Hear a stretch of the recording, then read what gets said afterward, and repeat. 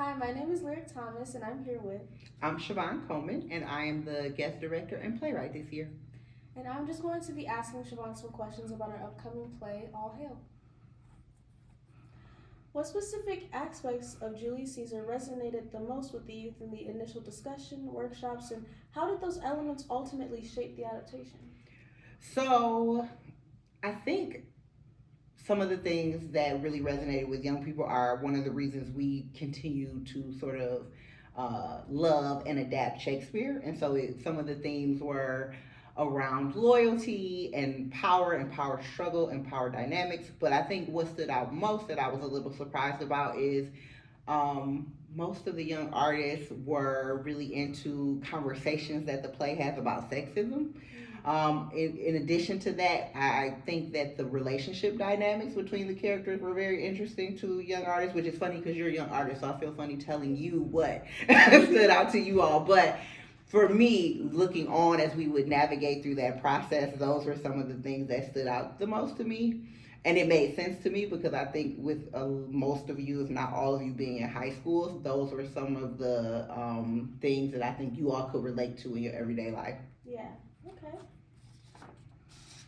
How did you balance honoring Shakespeare's original text with the creative space for the young youth ensemble and commentary perspectives? And were there any surprising interpretations or connections that emerged? So I think balancing it, the thing about Shakespeare is being able to adapt it is very fun, right? And it's one of those things that obviously is old enough that we can do that.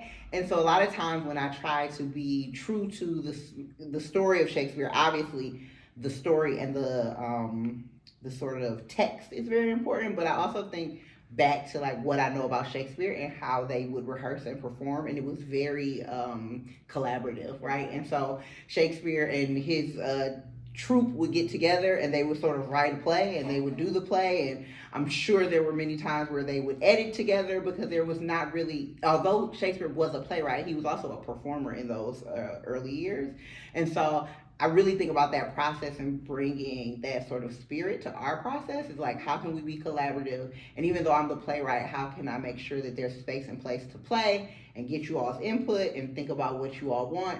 And so I think just as much as it is being true to the story, it's being true to sort of what that stood for. I think that's one of the reasons that Shakespeare is still relevant today because so many people helped in his processes of writing the play. And so balancing out for me was okay, this is the essential story and we want to be true to that essential story, but then also at the same time being true to that process and bringing you all in so that I know what stands out to you in the process, what stands out to you in the story, and then how do those mesh and meld together. Yeah. What unique challenges did you face when discussing the production collaboratively with the group, and how did you negotiate these challenges in ways that maintained their agency in the creative process? So there was a couple things. Number one, it's so many of y'all. So that was it's hard because there were moments where you all would directly want two opposite things, right? Like this group of people wants this specific thing, and this group of people wants this other specific thing, and it is the exact opposite, right? So that was one of the things. Is at those moments I was like, okay, well I got to decide, or I got to figure out maybe even a third alternative, right? So that was one. And then the other thing I think is because not just you all, but all of us now have a shorter attention span, and we are sort of lucky in the sense that we get to get entertained in like a minute or 2 minutes or 3 minutes. We can watch sort of what feels like an epic story, even though it's not, where Shakespeare was an epic story. You know, yeah. Shakespeare plays are like 5 acts. And so they would go to see a Shakespeare play and it would be a 5 or 6 hour show. I can't imagine any of us watching a 5 or 6 hour show. So I think, right, it's like, how do you sort of distill that 5 or 6 hours worth of information and show down into something that feels good for us? And so on top of that, while we're devising, how do we get sort of our brains to translate a lot of information into a shorter period of time? And so I just remember sometimes we would have conversations or we would work on creating something, and I would go home and I would say to myself, okay, I have to make that an even more bite-sized piece And so I would have you all work on something very small, like the time we did introductions, like just introduce the characters. And so not only was that seeing and helping me get things to put into the play, and I think we ended up using one or two of them, but it also I think helps you all understand the characters better. So it was a twofold process, but it was me sort of stepping back and saying, okay, I need to put that into a bite-sized piece. And I don't remember what I was trying to do before that, but I just remember being like, oh, I need to do something even more focused. And so doing that, and then like sometimes we would just work on a monologue instead of that whole scene, right? And so I think being able to distill things down into pieces that feel more engaging for us, because we're just used to things being shorter now, and then it's easier to sort of double back and see if we got all the information in that, right? Or it's easier for me to sort of facilitate us as a group working on smaller pieces, and then go home and fill in gaps if there's gaps. So those I think were the two things that were, those were the two things. Okay. As both a Mosaic alum and now playwright leading this process, how has your personal journey informed your approach to guiding these young artists through reimagining this historical piece? So again, there's a few things there too.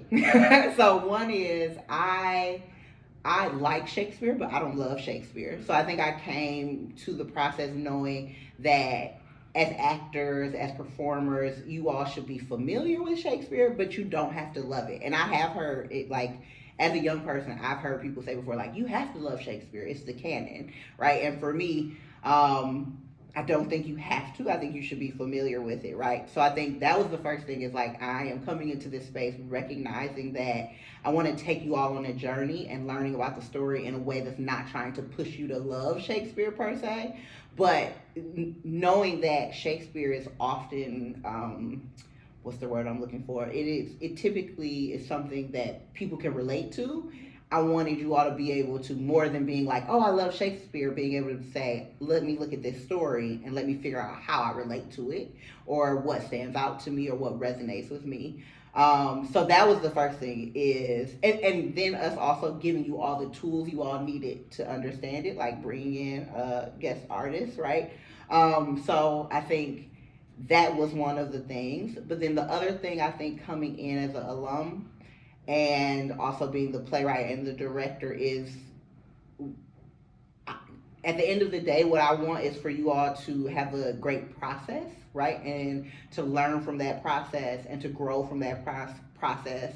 And to just, I sort of approach it as if, like, you all have your other lives happening besides being an artist. And so, like, how can we support you in becoming a full human artist person, if that makes sense, right? And so at any given time, you all could have something wonderful going on, or at any given time, you might have something that's hard going on, or at any given time, you might have both things happening, right? And so how do we set up a process that allows for you to, yes, be learning Shakespeare, yes, be devising this work, yes, going through this process, but also be going through whatever you're going through, and hopefully provide a space where no matter what, you know that we're all here allowing you all to be artists and grow in that.